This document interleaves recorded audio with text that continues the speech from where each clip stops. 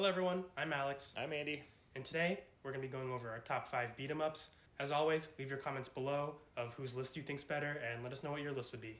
My number 5 is a game I have talked about before, Double Dragon 2. Like I said before, I do really like kind of the chibi-ish art style going on here.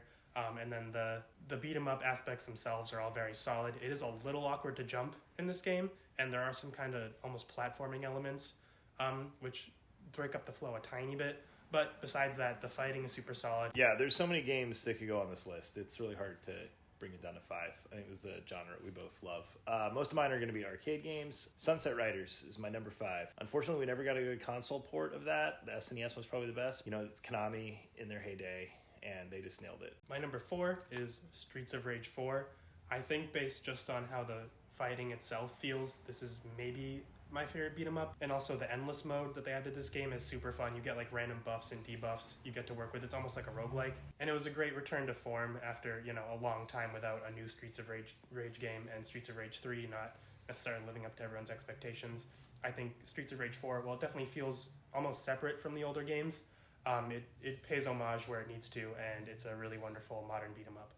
I agree. I think that's the best modern beat 'em up, like throwback beat 'em up to come out. It's amazing game.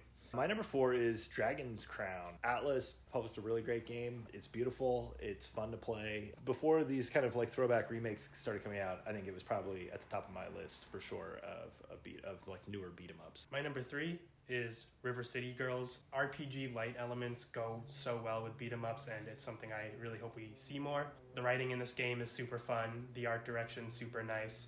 And it's just a very cool throwback to River City Ransom and a very cool role reversal, and I really like the world they built in this game. My number 3 is Turtles in Time for the SNES, actually. And the reason I put the SNES one over the arcade is I've played the SNES one way more. I had it growing up, and it was one of the SNES titles I probably sunk the most hours into.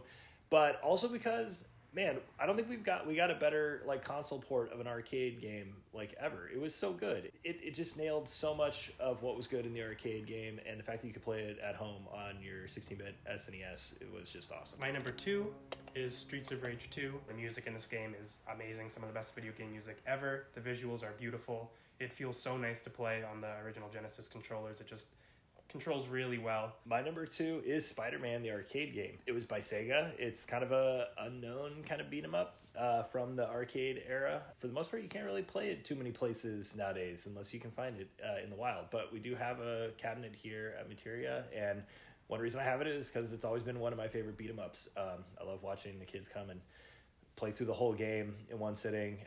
It has really big. It has like these bigger like character sprites that look amazing. It kind of there's like some levels that actually go to like 2D platforming in between the regular like beat 'em up stages, and the music is phenomenal. The cast of characters is phenomenal. If you haven't played it, come down to Materia and play it because it's definitely one of the best beat 'em ups. My number 1 is one I don't have physically for the first time, Castle Crashers. This is probably one of my top 5 games, just period. I love the art style of this. It's very cartoony and fun, and it has a very cartoony sense of humor to go along with it.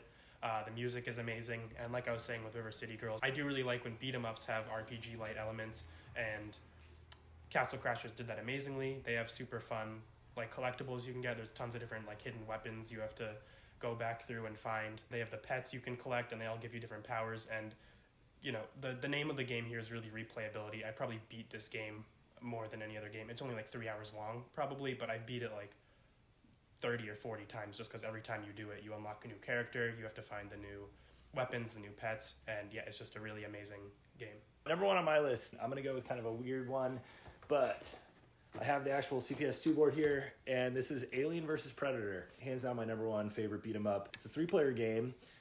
You can choose between 2 different Predator characters or 2 different like Space Marines, and man, the weapons, the power-ups, the enemies, the music, like everything about this game is just so freaking awesome. If you ever want to play this, you can come down to Materia. I can hook it up for you. So as always, thank you for watching. Let us know who won down below. Let us know what we should rank next time, and let us know what your list would be.